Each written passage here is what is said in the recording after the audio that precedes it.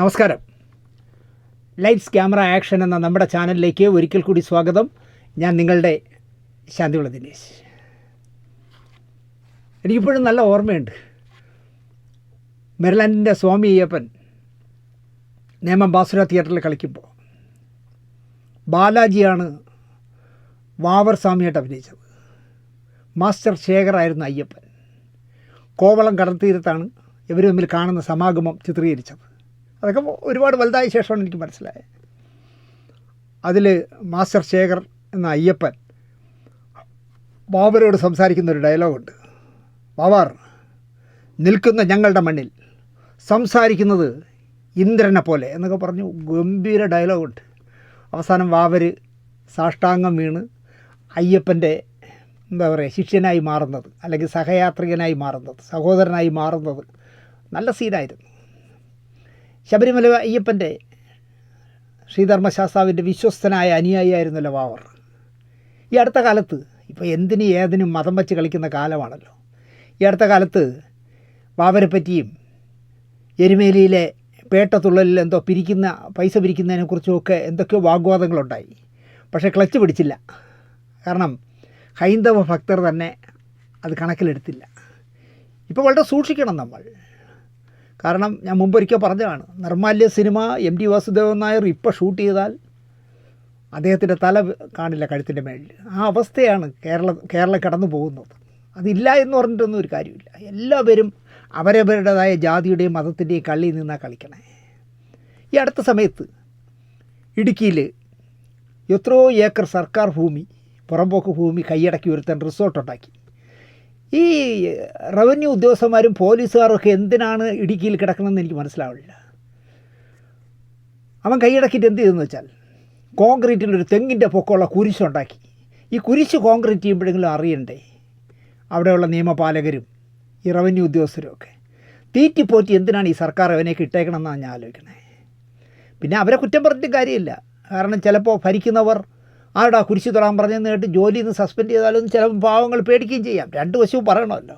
എന്തായാലും കുരിശ് പണിഞ്ഞു, കമ്പിയും കോൺക്രീറ്റും ഒക്കെ വെച്ച്. റവന്യൂ ഡിപ്പാർട്ട്മെൻറ്റ് തന്നെ പോയി അതിനെ കട്ടറൊക്കെ വെച്ച് അടിച്ച് പൊട്ടിച്ച് താഴെ ഇട്ടു. ആ വിഷയങ്ങൾ കണ്ടപ്പോൾ ഞാൻ ആലോചിക്കുകയായിരുന്നു, മഹാനായ ത്യാഗിയായ യേശു ക്രിസ്തു അദ്ദേഹത്തിൻ്റെ പിൻഗാമികൾ എന്ത് ചെയ്യുന്നു ഈ വിവരദോഷികളെന്ന്, അല്ലെങ്കിൽ എന്നെ എന്തിനിങ്ങനെ അപമാനിക്കുന്നു എന്ന് അദ്ദേഹം ആലോചിക്കാറുണ്ടോ എന്ന് ഞാൻ പലപ്പോഴും ചിന്തിക്കാറുണ്ട്. ചാട്ടവാറും കൊണ്ടുവന്ന് സത്യത്തിൽ അദ്ദേഹത്തിൻ്റെ മതപരമ്പരയിൽപ്പെട്ടവന്മാരെ ചാട്ടവാറ് കൊണ്ട് അടിക്കേണ്ട പണികളാണ് അവന്മാർ ഓരോ ദിവസം ചെയ്തുകൊണ്ടിരിക്കുന്നത്. പക്ഷേ മതത്തിൽ തൊട്ട് കളിക്കില്ല, വോട്ട് ബാങ്കല്ലേ. ഇപ്പോൾ തന്നെ എന്താ പറയുക, റിസർവെയറിൻ്റെ അടുത്തൊക്കെ 20 മീറ്റർ ദൂരപരിധി ഉണ്ടായിരുന്നു, അനധികൃത കെട്ടിടങ്ങളൊന്നും വരരുതെന്ന്. ഇന്നലെ നിയമസഭയിൽ ആ നിയമം എടുത്തു കളഞ്ഞു. ഇനിയിപ്പോൾ റിസർവെയറിലേക്കൊക്കെ വേണമെങ്കിൽ കക്കൂസ് വീട് 20 മീറ്ററൊക്കെ എടുത്ത് കളയുമ്പം അതിൻ്റെ അടുത്തുള്ളൊന്ന് വീട് വെച്ചിട്ട് കക്കൂസിൻ്റെ ടാങ്ക് വേണമെങ്കിൽ റിസർവെയറിലേക്ക് തള്ളിവിടാമല്ലോ. എന്തൊക്കെയാണ് ഈ ഭരണാധികാരികൾ വോട്ടിന് വേണ്ടി ചെയ്യുന്നതെന്ന് എനിക്ക് മനസ്സിലാവുന്നില്ല.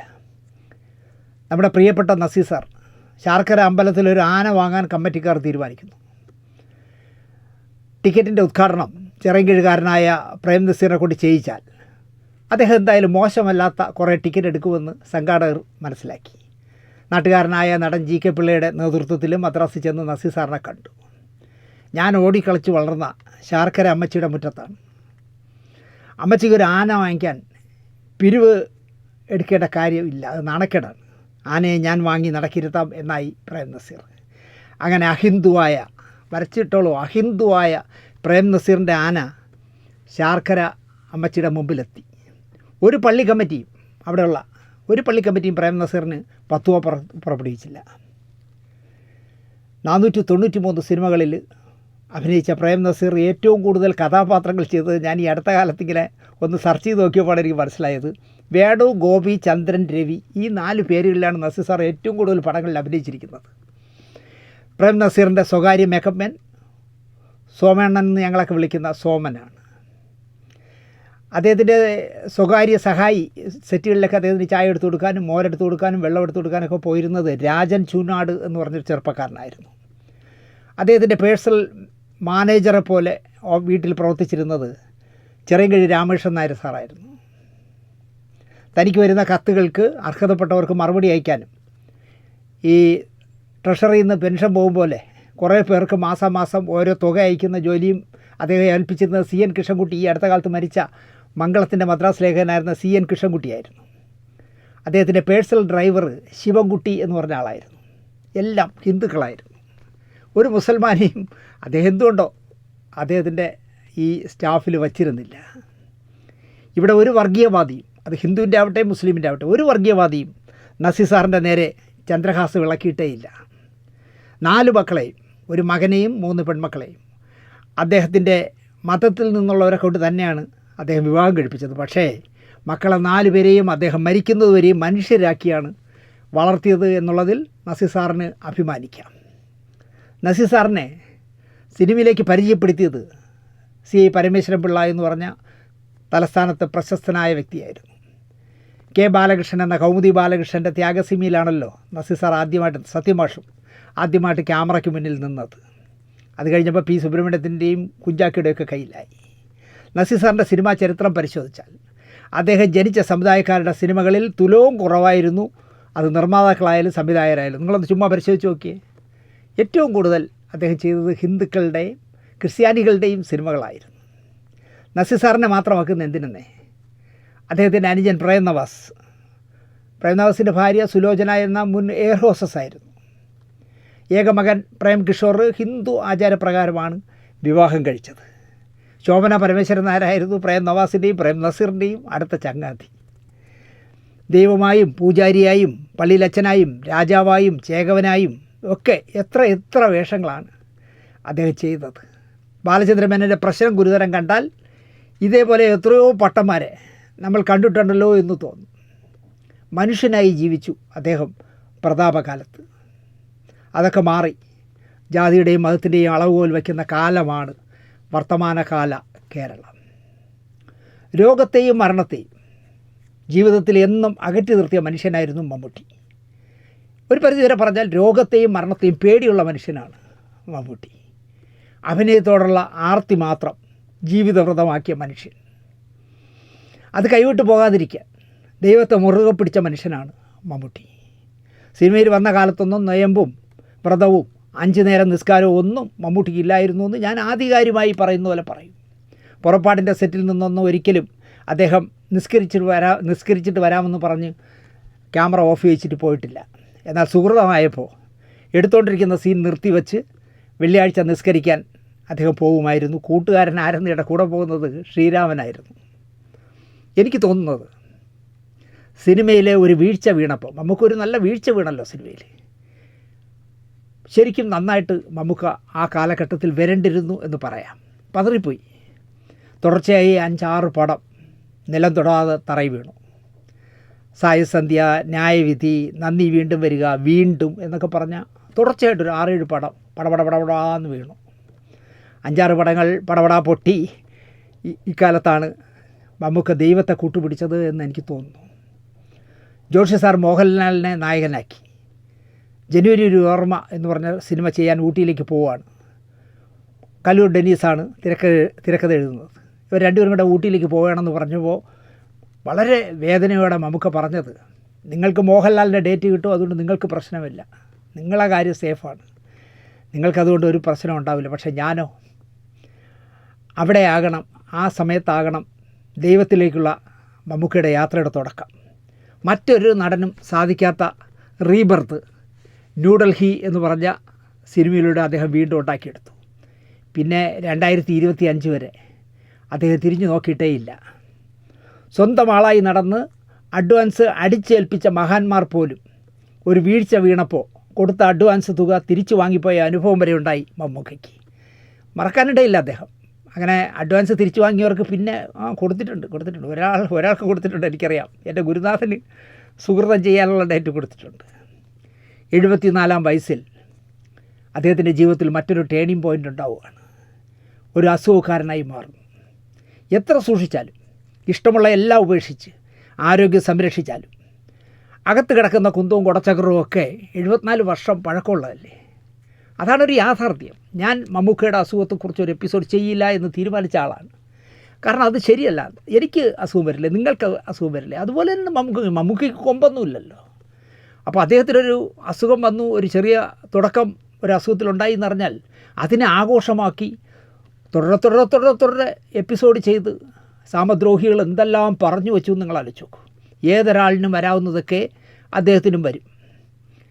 അടിക്കത്തൊടിക്കെ പോയെന്ന് തിരുവനന്തപുരത്ത് പറയാറുണ്ട്. അടിക്കത്തൊടിക്കെ, അങ്ങനെ അടിക്കത്തൊടിക്കെ പോയെന്ന് പറയും പോലെ നമ്മുടെ നസീർ സാറ് 63-ാമത്തെ വയസ്സിൽ ഒരു ക്ഷീണത്തിൽ തുടങ്ങിയല്ലേ അങ്ങ് പോയത്. എല്ലാം നിയന്ത്രിച്ച് നമ്മുടെ സഖാവ് VS 102 വയസ്സ് കടക്കും ഈ വരുന്ന ഒക്ടോബർ 20-ാം തീയതി. 102. ഒന്നും ശ്രദ്ധിക്കാതെ എല്ലാത്തിലും രുചി പങ്കിട്ട നമ്മുടെ പ്രിയപ്പെട്ട മധു സാർ വരുന്ന സെപ്റ്റംബർ മാസം ഓണക്കാലത്ത് 92 വയസ്സ് പിന്നിടും. ആർക്കും ഒന്നും പ്രവചിക്കാൻ പറ്റില്ല എന്നുള്ളതിന് ഏറ്റവും നല്ല ഉദാഹരണങ്ങളാണ് ഇതൊക്കെ. സ്വന്തം കരിയറിന് വേണ്ടി വേണ്ടതെല്ലാം ത്യജിച്ച 2 പേരാണ് മലയാള സിനിമയിൽ യേശുദാസും മറ്റൊന്ന് മമ്മൂക്കയും. തങ്ങളുടെ കസേര മറ്റാർക്കും കൈമാറാതിരിക്കാൻ തങ്ങളുടെ ഇഷ്ടങ്ങളെയൊക്കെ ത്യജിച്ച് കംപ്രസ് ചെയ്ത് ജീവിച്ച 2 പേരാണ് യേശുദാസും മമ്മൂക്കയും. ഞാനിപ്പോഴും ഓർക്കുന്നു, ഒരു വിമാനയാത്രക്കിടയിൽ അല്പം BP-യുടെ വേരിയേഷൻ ഉണ്ടോ എന്നൊരു ചെറിയ സംശയം മമ്മൂക്കയ്ക്ക് തോന്നിയപ്പോൾ കൊച്ചിയിലിറങ്ങി ഡോക്ടറെ കൊണ്ട് ചെക്ക് ചെയ്യാമെന്നല്ല അദ്ദേഹം ചെയ്തത്. അദ്ദേഹം നേരെ എന്താ പറയുക, ബാംഗ്ലൂരിലിറങ്ങി. ബാംഗ്ലൂർ ടു ട്രിവാൻഡ്രമാണ്, പക്ഷേ ബാംഗ്ലൂരിലിറങ്ങി ഡോക്ടറെ കണ്ട് ആ BP-യുടെ വേരിയേഷൻ ചെക്ക് ചെയ്ത് കുഴപ്പമൊന്നുമില്ല എന്ന് പറഞ്ഞ ശേഷം മാത്രം തിരിച്ച് കൊച്ചിയിലേക്ക് വന്ന ആളാണ്. കാരണം മരണഭയമുള്ള ആളാണ് മമ്മൂക്ക. അങ്ങനെ സ്വന്തം ശരീരത്തെ സൂക്ഷിക്കുന്ന മനുഷ്യന് നനച്ചിരിക്കാതെ ഒരു അസുഖം പിടിപെട്ടു എന്ന് കേട്ടാൽ മനസാക്ഷിയുള്ള ആർക്കും നോവും. അദ്ദേഹത്തിന് പരിചയമൊന്നും വേണ്ടതേ. മമ്മൂക്കയ്ക്ക് അസുഖമാണ് എന്നൊരു വാർത്ത കേട്ടാൽ ഞാൻ വല്ലാതെ നൊന്തു, എനിക്ക് വല്ലാതെ വേദന തോന്നി. എൻ്റെ വീട്ടിൽ സിന്ധു ചോദിക്കുന്നുണ്ട്, ഇത്രയും കൃത്യനിഷ്ഠയോടെ ജീവിച്ച ആ മനുഷ്യൻ എങ്ങനെ ഇങ്ങനെ അസുഖം വന്നു എന്ന് എന്നോട് ചോദിച്ചു. ഞാൻ വേണ്ടി അസുഖം വരാൻ ആർക്കെങ്കിലും, ഇപ്പോൾ വെള്ളം അടിക്കുന്നവന്മാരൊക്കെ ആണല്ലോ ലിവർ സിറോസിസ് വരുന്നത്. എന്നെ സ്ഥിരമായി 3 മാസത്തിലൊരിക്കൽ എൻ്റെ ആൾ ബോഡി ചെക്ക് ചെയ്യുന്നത് പ്രശസ്ത നോവലിസ്റ്റ് P. കേശവദേവിൻ്റെ മകൻ ജ്യോതി കേശവദേവാണ്. അപ്പോൾ ഞാൻ ജ്യോതി ഡയബറ്റ് സെൻറ്ററിലാണ് എൻ്റെ 3 മാസത്തിലൊരിക്കൽ ബോഡി ചെക്ക് ചെയ്യുന്നത്. ഒരു ദിവസം ചെക്ക് ചെയ്ത് റിസൾട്ട് നോക്കിയപ്പോൾ എനിക്ക് സിറോസിസിൻ്റെ ആരംഭമുണ്ട്. ഞാൻ അറിയാതെ ചിരിച്ചു. കാരണം വെള്ളമടിക്കില്ല, പുകവലിക്കില്ല, ലഹരികളൊന്നും ഉപയോഗിക്കില്ല, നോൺ കഴിക്കില്ല, അങ്ങനെയുള്ള എനിക്ക് സിറോസിസ് എന്ന് ചിരിച്ചു. അപ്പോൾ ഡോക്ടർ പറഞ്ഞത്, ജ്യോതിദേവ് പറഞ്ഞത്, വെള്ളമടിക്കുന്നവർക്ക് മാത്രമല്ല സിറോസിസ് വരുന്നത്, മരുന്നുകൾ, ആൻറ്റിബയോട്ടിക് പോലുള്ള മരുന്നുകൾ സ്ഥിരമായി കഴിക്കുന്നവർക്കും വരാം. താങ്കൾ ഷുഗറിന് ഒരു 10-15 വർഷമായിട്ട് ബംഗ്ലാവിൽ അവധ ചെയ്ത കാലം മുതൽ ഞാൻ ഷുഗറിന് മരുന്ന് കഴിക്കുന്ന ആളാണ്. അങ്ങനെ വരാം, നമുക്കത് മാറ്റിയെടുക്കാമെന്ന് പറഞ്ഞു അദ്ദേഹം. ഞാൻ വെറും ഷുഗറിൻ്റെ മാത്രം അന്വേഷിക്കുന്ന ഒരു ആശുപത്രി പോയിരുന്നെങ്കിൽ എൻ്റെ ഈ സിറോസിസ് കണ്ടുപിടിക്കില്ലായിരുന്നു, അത് ഗുരുതരമായല്ലേ. പക്ഷേ ആൾ ബോഡി ചെക്ക് ചെയ്യുന്നതുകൊണ്ട് ജ്യോതിദേവ് കേശവദേവ് അത് കണ്ടുപിടിച്ചു, ട്രീറ്റ് ചെയ്ത് മാറ്റി. അതുകൊണ്ട് ആർക്ക് എപ്പോൾ എന്ത് അസുഖം വരുമെന്ന് നമുക്ക് ചിന്തിക്കാൻ പറ്റില്ല. പക്ഷേ മമ്മൂക്കയ്ക്ക് ഒരു അസുഖമാണ് എന്നുള്ള വിവരം അറിഞ്ഞപ്പോൾ സത്യത്തിൽ എനിക്ക് പരിചയക്കാരനായതുകൊണ്ട് നൊന്തു എന്ന് പറയാം. പക്ഷേ സിന്ധു എന്നോട് ചോദിക്കുക, ഇത്രയും ജീവിതത്തിൽ സത്യസന്ധത പാലിച്ച് ജീവിച്ച ഒരു മനുഷ്യന് ഇങ്ങനെയൊക്കെ അസുഖം വരുവാണ് എന്നാണ് എൻ്റെ ചോദിച്ചത്. നല്ല തന്തയ്ക്ക് പറക്കാത്തവന്മാർ അത് യൂട്യൂബിലിട്ട് ആഘോഷിക്കും. അത് ഒരു 5-6 ലക്ഷം കണ്ടിട്ട് 10 കാശ് പോരട്ടെ എന്ന് വിചാരിച്ച് ചെയ്യുന്നതായിരിക്കും. പക്ഷേ എടാ, നീ നാളെ രാവിലെ എണീക്കുമെന്ന് എന്താ ഉറപ്പ്? അത് വേണ്ടേ? നീ ഇങ്ങനെ ആർത്തിപ്പണ്ടാരം പോലെ കണ്ടവൻ്റെ പരദൂഷണം പറഞ്ഞ്, അപ്പോൾ ഇതിൻ്റെ താഴെ ഒന്ന് എഴുതി ഞാൻ പരദൂഷണം പറയുന്നു. ഞാൻ പറയില്ല, ഒരു പരദൂഷണവും പറയില്ല. സത്യസന്ധമല്ലാത്ത ഒരു കാര്യവും ഈ 10-700 എപ്പിസോഡിനിടയിൽ ഞാൻ ചെയ്തിട്ടില്ല. പിന്നെ ഇതിൽ നാണം കെട്ടവന്മാർ വന്ന് എൻ്റെ പ്രോഗ്രാമും കണ്ടിട്ട് എന്നെ തെറി എഴുതിയില്ലെങ്കിൽ ഉറക്കം വരാത്ത കുറേ കൂതറകളുണ്ട്. കുറച്ച് അവന്മാരെന്തെങ്കിലുമൊക്കെ താഴെ എഴുതട്ടെ.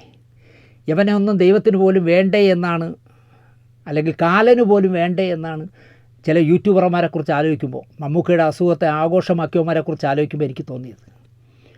അവിടെ എനിക്ക് തോന്നുന്നു ഈ ദൈവമായാലും കാലനായാലും അങ്ങോട്ട് കൊണ്ടുപോകാത്തത്, അവിടെ മലീമസമാക്കുവന്മാർ അവിടെ വന്നാൽ അവിടെയും കയറി യൂട്യൂബ് തുടങ്ങുമെന്ന് വിചാരിച്ചായിരിക്കും കൊണ്ടുപോകാത്തത് എന്നാണ് ഞാൻ വിശ്വസിക്കുന്നത്.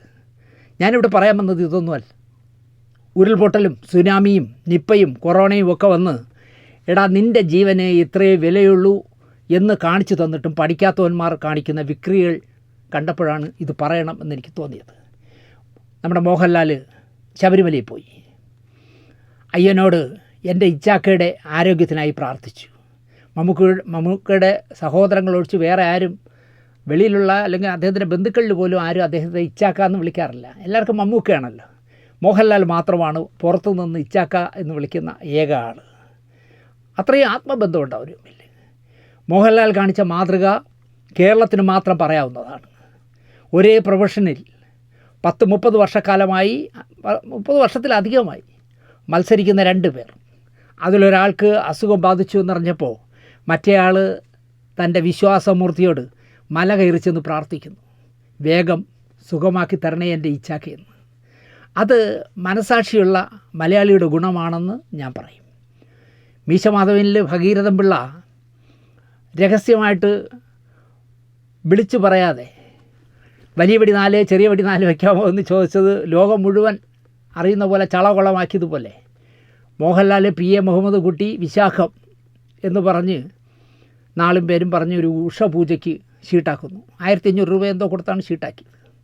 മോഹൻലാൽ പമ്പയിലെത്തുന്നതിന് മുമ്പ് ഈ വാർത്തയും രസീതും ഈ കണ്ട എല്ലാ ചാനലുകളിലും വന്നു എന്നുള്ളതാണ്. ആ ചെയ്ത പണി മോശമായിപ്പോയി, ദേവസ്വം കാണിച്ചത് ശരിയായില്ല എന്നൊരു കൂട്ടം.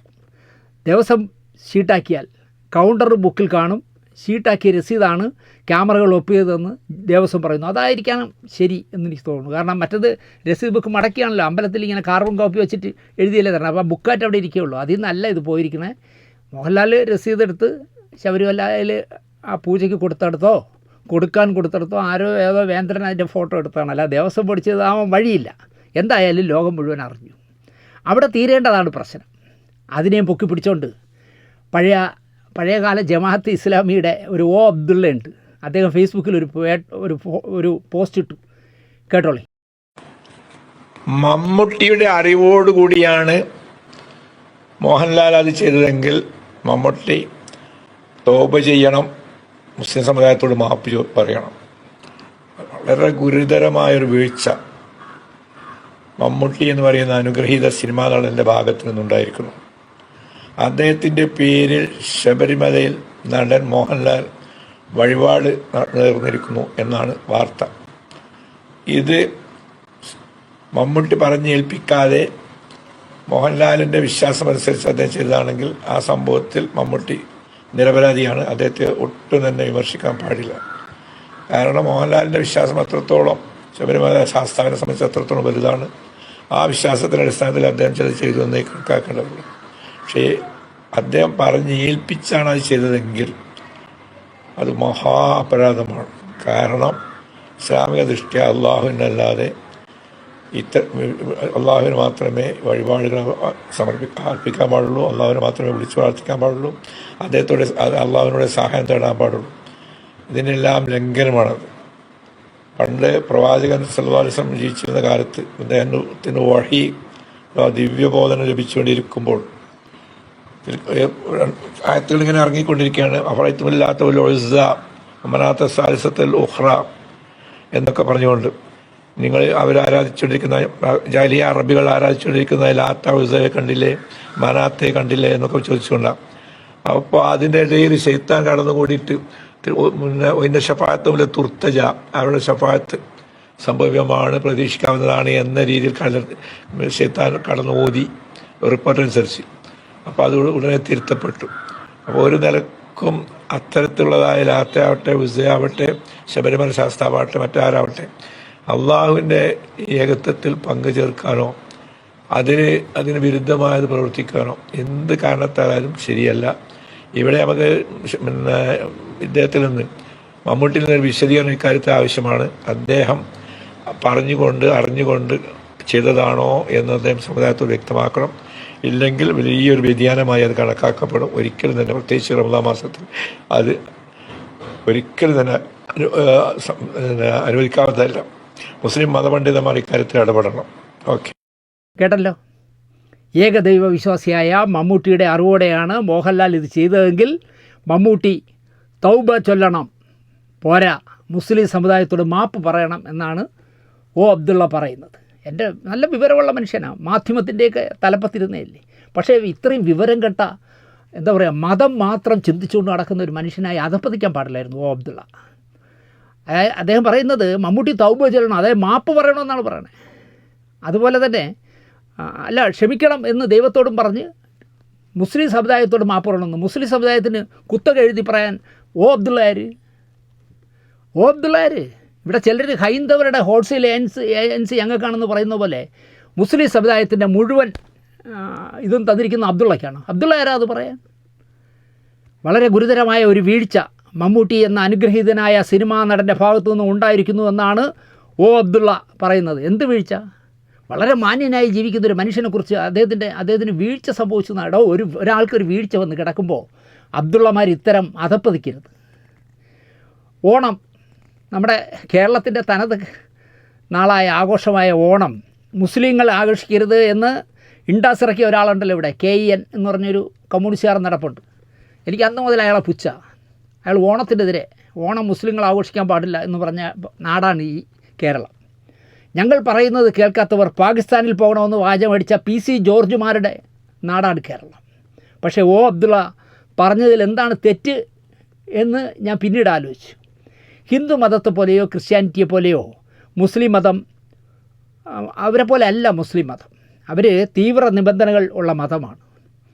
അള്ളാഹുവിനെ നിനക്ക് വിശ്വാസമുണ്ടെങ്കിൽ നീ മറ്റു മതങ്ങളെയും ദൈവങ്ങളെയും തേടി പോകണ്ട എന്നാണ് അബ്ദുള്ള പറഞ്ഞതിൻ്റെ സാരാംശം. നിനക്ക് അള്ളാഹുവിന് വിശ്വാസമുണ്ടെങ്കിൽ. ഇവിടെ ഞങ്ങൾ ഹിന്ദുക്കൾ അങ്ങനെയല്ലല്ലോ. ശബരിമല അയ്യപ്പനെയും കണ്ട് കാര്യങ്ങൾ പറയും. അങ്ങനെയുടെ പറഞ്ഞാൽ കേട്ടില്ലെങ്കിൽ പമ്പയിൽ ഇറങ്ങി ഗണപതിയുടെയും രഹസ്യമായിട്ട് കാര്യം പറയും. ഇങ്ങോട്ട് വരണവർക്ക് ചോറ്റാനിക്കര കയറി ദേവിയോടും കാര്യം പറയും. പഴവങ്ങാടി വന്ന് വീണ്ടും ഗണപതിയോട് പറയും. ആറ്റിയാൽ എന്ന് അമ്മച്ചിയോടും പറയും. എല്ലാവരുടെയും പറയും. ഒരാളെയും വിശ്വാസമില്ല. മറ്റേ മുസ്ലിങ്ങൾ അങ്ങനെയല്ലല്ലോ. അവർക്ക് ഏക ഉത്തരം ക്രൈസ്റ്റ് എന്ന് ക്രിസ്ത്യാനികൾ പറയുമ്പോൾ ഏക ദൈവമല്ലേ ഉള്ളൂ, അള്ളാഹു. എനിക്ക് ഓരോരുത്തരെയും വിശ്വാസമില്ലാത്തതിനാൽ ഞാൻ ചെയ്യുന്നൊരു കാര്യം എന്താണെന്ന് ചോദിച്ചാൽ, എനിക്ക് അങ്ങനെ ഒരുത്തരും വിശ്വാസമില്ല കേട്ടോ. എനിക്ക് ഈ പറഞ്ഞ ഓരോ ഐറ്റംസുകളെയും വിശ്വാസമില്ലാത്ത ഒരാളാണ് ഞാൻ. പ്രവൃത്തിയാണ് ദൈവം. ഈ ലോകത്തേതോ ഒരു ശക്തിയുണ്ട്, പക്ഷേ അതിന് രൂപമില്ല, ഭാവമില്ല, മതമില്ല, ജാതിയില്ല, ഭാഷയില്ല എന്ന് വിശ്വസിക്കുന്ന ഒരാളാണ് ഞാൻ. അപ്പോൾ അതുകൊണ്ട് തന്നെ ഞാൻ കരുതുന്നത് എൻ്റെ വിശ്വാസമാണ്. പക്ഷേ ഞാൻ സിന്ധുവിൻ്റെ വിശ്വാസങ്ങളിൽ കൈകടത്താറില്ല. പകരം സിന്ധു വിളിക്കുന്ന ആഴിമല അമ്പലത്തിൽ പോയി ജ്യോതിഷ് പോറ്റിയെ കണ്ട് ഞങ്ങൾ കാര്യങ്ങൾ സംസാരിച്ച് അവിടെ ചെയ്യാനുള്ള പൂജകളൊക്കെ ചെയ്യാൻ സിന്ധുവിൻ്റെ കൂടെ നിൽക്കും. ഭീമാപള്ളി ചെന്ന് ഉമ്മയ്ക്കും ഉമ്മയുടെ മകനും പച്ച തുണിയൊക്കെ വാങ്ങി വിരിച്ച് അവിടുന്ന് എണ്ണയൊക്കെ വാങ്ങിച്ച് അതും ചെയ്യും. വെട്ടുകാട് പള്ളി ചെന്ന് കർത്താവിനോട് പറയാനുള്ള എല്ലാ കാര്യങ്ങളും, മാതാവിനോട് പറയാനുള്ള എല്ലാം പറഞ്ഞ് മെഴുകിരിയും കത്തിച്ചിട്ട് വരികയും ചെയ്യും. എല്ലായിടത്തും ഞാൻ സിന്ധുവിനോട് പോകാറുണ്ട്. ഇവിടെയൊക്കെ പോയി നിൽക്കുമ്പോൾ നമുക്ക് മനസ്സിനൊരു ആശ്വാസം കിട്ടും. അതാണ് ഇതിൻ്റെ ഒരു റെമഡി എന്ന് പറയുന്നത്. കാരണം ശാന്തമായ ഒരു അന്തരീക്ഷത്തിൽ നിൽക്കുമ്പോൾ നമ്മുടെ ഇല്ലായ്മകൾ, വല്ലായ്മകൾ, പ്രശ്നങ്ങൾ എല്ലാം മറക്കാൻ കുറേ നേരം കിട്ടും. ഞാൻ അമ്പലങ്ങളെ കാണുന്ന അങ്ങനെയാണ്. സിന്ധുവിൻ്റെ പോകുമ്പോഴൊക്കെ ഞാൻ ആലോചിക്കാറുണ്ട്. അതുപോലെ തന്നെ ഹൈന്ദവ അമ്പലങ്ങളിൽ പോകുമ്പോൾ ആൽമരം നിൽക്കുമ്പോൾ ആൽമരത്തിൻ്റെ ഇലയിൽ നിന്ന് ഓക്സിജൻ ഒരുപാട് താഴേക്ക് വരുമെന്ന് പറഞ്ഞു. നമ്മൾ അതിൻ്റെ താഴെ പോയി നിൽക്കുമ്പോൾ നമുക്ക് റിലീഫ് ഉണ്ടാകുന്നത് ആ ഓക്സിജൻ കണ്ടൻറ്റ് കൂടുതലുള്ളതുകൊണ്ടാണെന്ന് പറയുന്നു.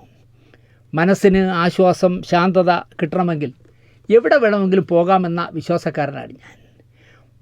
മമ്മൂട്ടിയുടെ അറിവോടെയാണ് മോഹൻലാൽ പോയതെങ്കിൽ മമ്മൂട്ടി തൗബ ചൊല്ലണം എന്നാണ് ഓ അബ്ദുള്ള പറയുന്നത്. ലാലേ, നീ എനിക്ക് വേണ്ടി ശബരിമല വരെ ഒന്ന് പോവുമോ എന്ന് മമ്മൂട്ടി തിരക്കുമോ? കോമൺ സെൻസ് ഉണ്ടെങ്കിൽ ഓ അബ്ദുള്ള അത് ആലോചിക്കണ്ടേ. മോഹൻലാൽ എന്താ മമ്മൂട്ടിയുടെ വീട്ടിലെ ഡ്രൈവറോ തൂപ്പുകാരനാണോ? മമ്മൂട്ടിയുടെ അസുഖത്തിന് വേണ്ടി മരുന്ന് വാങ്ങിക്കാനായിട്ട് അല്ലെങ്കിൽ പ്രതിവിധി തേടാനായിട്ട് ശബരിമല ഈ മല എത്ര കയറും? അങ്ങനെ ഒരു മല കയറി മോഹൻലാൽ നിൽക്കുന്നതാണ് ഊപ്പാട് വന്ന് നിൽക്കുന്നത്, ശ്വാസം വിട്ടിട്ടേ, ഓക്സിജൻ കിട്ടാതെ.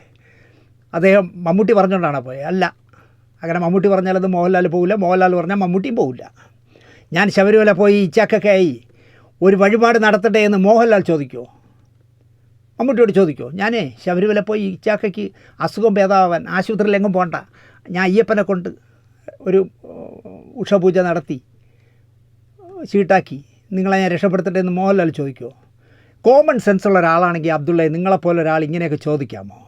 ഈ ഒരു കോമൺ സെൻസ് ഇല്ലാത്തതാണ് ഓ അബ്ദുള്ളയ്ക്ക് പറ്റിയ കുറവ് എന്ന് ഞാൻ പറയും. ലോക സമസ്ത സുഖിനോ ഭവന്തു എന്നതിന് പകരം എനിക്കും ഭാര്യയ്ക്കും പിള്ളേർക്കും നല്ലത് വരണേ എന്ന് പ്രാർത്ഥിക്കുന്നവരാണ് ഈ ലോകത്തുള്ള ഏറ്റവും കൂടുതൽ ആൾക്കാർ. വേറെ ആരുടെ കാര്യവും അറിയേണ്ട കാര്യമില്ല. എൻ്റെ അപ്പുറത്തെ വീട്ടുകാരൻ്റെ കട്ട പുക കാണണേ എന്ന് പ്രാർത്ഥിച്ചാൽ കേൾക്കുന്ന ദൈവങ്ങളുണ്ടാവുമോ? പക്ഷെ പ്രാർത്ഥിക്കുന്നവരുണ്ട് എന്നുള്ളതാണ് സത്യം. അടുത്ത വീട്ടിൽ പുക എരിയുന്നത് പോലും സഹിക്കാൻ പറ്റാത്തവരുണ്ട്. പ്രൊഫഷണലായി എൻ്റെ എതിരാളിയായ മനുഷ്യന് വേണ്ടി മോഹൻലാൽ പ്രാർത്ഥിച്ചു എന്ന് കേൾക്കുമ്പോൾ ഒരു സുഖം, സന്തോഷം. മമ്മൂട്ടിക്കുണ്ടാകുന്ന സന്തോഷം മലയാളിക്കും ഉണ്ടായി. എന്നാലും മോഹൻലാൽ പോയില്ലേ? ഈ 64 വയസ്സായ മോഹൻലാൽ മമ്മൂക്കയ്ക്ക് വേണ്ടി അല്ലെങ്കിൽ ഇച്ചാക്കയ്ക്ക് വേണ്ടി പ്രാർത്ഥിക്കാൻ ശബരിമലയിൽ കയറിയില്ലേ? നമ്മൾ മലയാളികൾ ഇങ്ങനെയല്ലേ ചിന്തിക്കാനെന്ന് ബഹുഭൂരിപക്ഷം മലയാളികൾ ചിന്തിച്ചിരിക്കും എന്നാണ് ഞാൻ വിശ്വസിക്കുന്നത്. എനിക്കായവൻ ഈ മലയത്രയും ചവിട്ടിക്കയറി പ്രാർത്ഥിച്ചല്ലോ എന്നറിയുമ്പോൾ മമ്മൂട്ടിക്കും ഒരു മനസ്സിനൊരു ശാന്തതയുണ്ടാവും. അതാണ് ഇതിൻ്റെ മെഡിസിൻ എന്ന് പറയുന്നത്. എന്തൊക്കെ പറഞ്ഞാലും ശരി, കഴിഞ്ഞ 35 വർഷത്തിലധികമായി ഞാനും അവനും കൂടെ കട്ടയ്ക്ക് മത്സരിക്കുന്നു. പലയിടത്തും ചിലയിടത്ത് അവൻ എന്നെ ഓവർടേക്ക് ചെയ്ത് മുകളിലേക്ക് പോയി, ഞാൻ പിന്നെ അവനെ തള്ളിയിട്ടിട്ട് മുകളിലോട്ട് പോയി. ഇങ്ങനെ മത്സരിക്കുന്നതിനിടയിലും എനിക്കൊരു വീഴ്ച പറ്റി, എനിക്കൊരു അസുഖം പറ്റി എന്ന് പറഞ്ഞപ്പോൾ അവൻ ഈ മല കയറി പോയില്ലേ എന്ന് ആലോചിക്കുമ്പോൾ തീർച്ചയായിട്ടും മമ്മൂട്ടിയുടെ മനസ്സിലൊരു പോസിറ്റീവ് എനർജി ഉണ്ടാവും. ഇത്രയേ ഉള്ളൂ ഇക്കാര്യത്തിൽ. തൻ്റെ അധിക പ്രസംഗം, നല്ല പ്രോഗ്രാമിൻ്റെ ടൈറ്റിലൊക്കെ നല്ല, അബ്ദുള്ളയുടെ പ്രോഗ്രാമിൻ്റെ പേരാണ് അധിക പ്രസംഗം. അധിക പ്രസംഗത്തിൽ ഇതേപ്പറ്റി പറഞ്ഞ് വിവാദമാക്കേണ്ടിയില്ലായിരുന്നു അബ്ദുള്ള എന്നാണ് എനിക്ക് പറയാനുള്ളത്. കാരണം കേരളത്തിൻ്റെ ഹാർമണിയെ നിങ്ങളെല്ലാം കൂടെ നശിപ്പിക്കില്ല അബ്ദുള്ള. നിങ്ങൾ മുസ്ലിം കമ്മ്യൂണിറ്റിയുടെ മൊത്തം കാര്യം ഏറ്റെടുത്ത് ഇതുപോലുള്ള വിവരക്കേടുകൾ പറഞ്ഞ് കേരളത്തിൻ്റെ ഹാർമണിയെ നശിപ്പിക്കരുത്. ജമാഅത്ത് ഇസ്ലാമിയിൽ തുടങ്ങി എവിടെ കൂടിയൊക്കെയോ പോയി ഇപ്പോൾ എവിടെ നിൽക്കുന്നു എന്ന് പോലും പറയാൻ അബ്ദുള്ളയ്ക്ക് പോലും പറ്റില്ല. ആ മനുഷ്യനിപ്പോൾ ഇതിൽ കയറി പിടിക്കേണ്ടായിരുന്നു.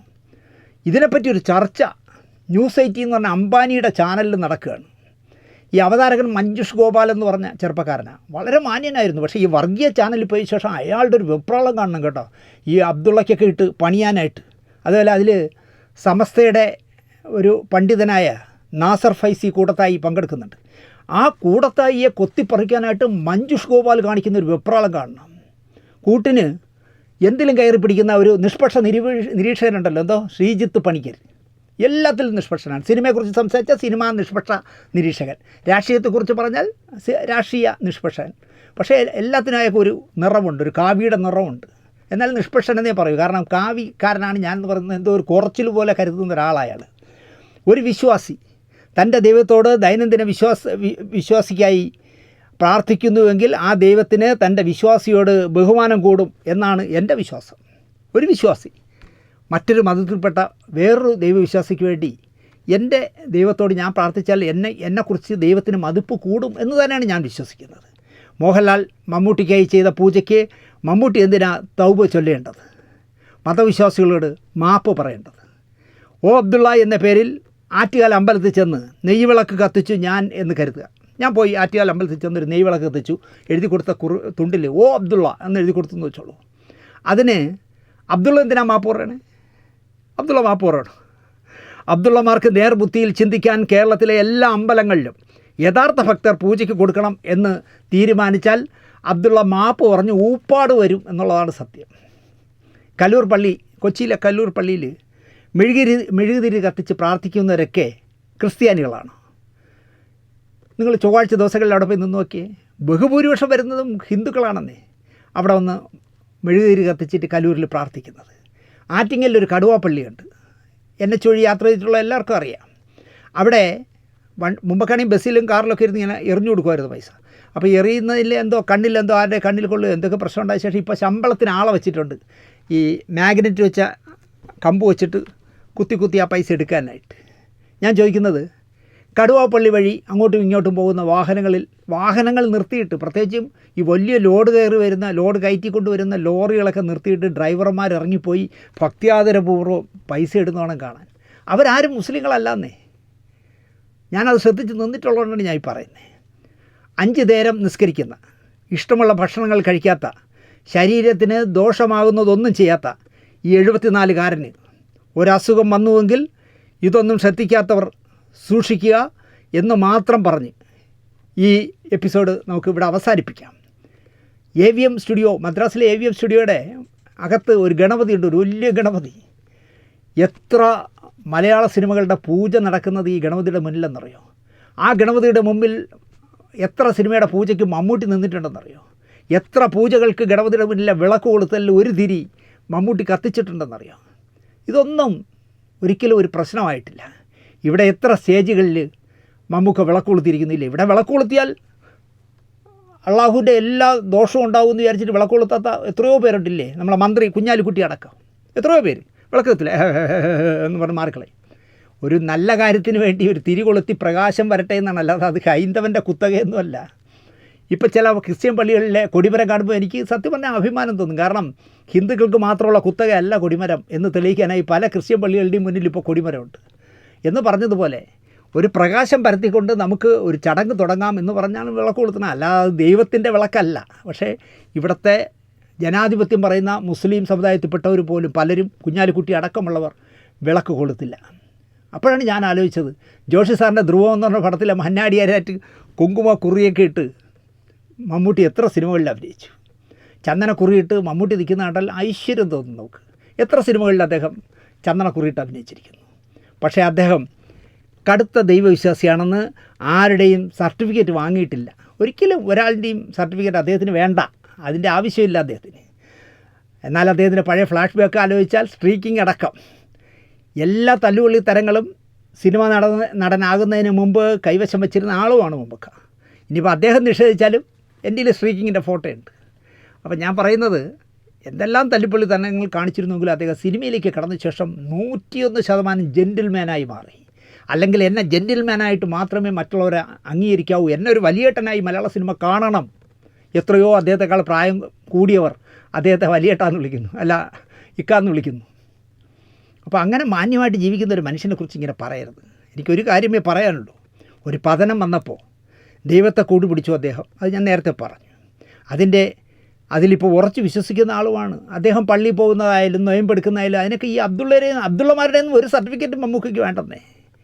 അത് എന്താ പറയുക, അബ്ദുള്ള തൽക്കാലം മമ്മൂട്ടി ഏക വിശ്വാസി എന്ന് വിശ്വസിക്കാൻ വെറുതെ നമുക്ക് തീക്കൊള്ളി കൊണ്ട് ചൊറിയണ്ട എന്നാണ് എനിക്ക് അബ്ദുള്ളയോട് പറയാനുള്ളത്. മമ്മൂട്ടിയുടെ ദൈവവിശ്വാസത്തെക്കുറിച്ച്, മമ്മൂട്ടിയുടെ മുസ്ലിം സമുദായത്തിൽ പിറന്നതിനെക്കുറിച്ച്, അദ്ദേഹത്തിൻ്റെ വ്യക്തിപരമായ ആഗ്രഹങ്ങളെക്കുറിച്ച്, താല്പര്യങ്ങളെക്കുറിച്ച് പൊതുവേദിയിൽ ഇങ്ങനെ ഈ പറയുന്ന അബ്ദുള്ളമാർ ചർച്ച ചെയ്ത് തീക്കൊള്ളി കൊണ്ട് മുഖം ചൊറിയണ്ട എന്ന് പറഞ്ഞുകൊണ്ട് മമ്മൂട്ടിയോട് മോഹൻലാൽ കാണിച്ച മാതൃക കേരളത്തിൻ്റെ മാതൃകയാണ് എന്ന് ഒരിക്കൽ കൂടി അടിവരയിട്ട് പറഞ്ഞുകൊണ്ട് എത്രയും പെട്ടെന്ന് എൻ്റെ പ്രിയപ്പെട്ട മമ്മൂക്ക രോഗത്തിൽ നിന്നെല്ലാം എന്താ പറയുക മോക്ഷം നേടി ജീവിതത്തിൽ വീണ്ടും പഴയതുപോലെ ആക്റ്റീവാകട്ടെ. കാരണം അദ്ദേഹം അഭിനയിച്ച് കൊതി തീരാത്തൊരു മനുഷ്യനാണ്, ജീവിച്ച് കൊതി തീരാത്തൊരു മനുഷ്യനാണ്. അദ്ദേഹം ഇനിയും ഒരുപാട് കാലം അഭിമാനത്തോടെ നമ്മുടെ മമ്മൂക്ക എന്ന് നമുക്ക് പറയത്തക്ക രീതിയിൽ കേരളത്തിൽ ഒരുപാട് കാലം ഇനിയും സിനിമാ രംഗത്ത് ക്യാമറയുടെ മുന്നിൽ അദ്ദേഹം ഉണ്ടാകട്ടെ എന്ന് മാത്രം പ്രാർത്ഥിച്ചുകൊണ്ട് അബ്ദുള്ളയെ പോലുള്ളവർക്ക് നല്ല ബുദ്ധി പടച്ചോൻ നൽകട്ടെ എന്ന് ഈ റംസാൻ കാലത്ത്, ഈ നൊയമ്പ് കാലത്ത് ആഗ്രഹിച്ചുകൊണ്ട് നിർത്തുന്നു. നന്ദി, നമസ്കാരം.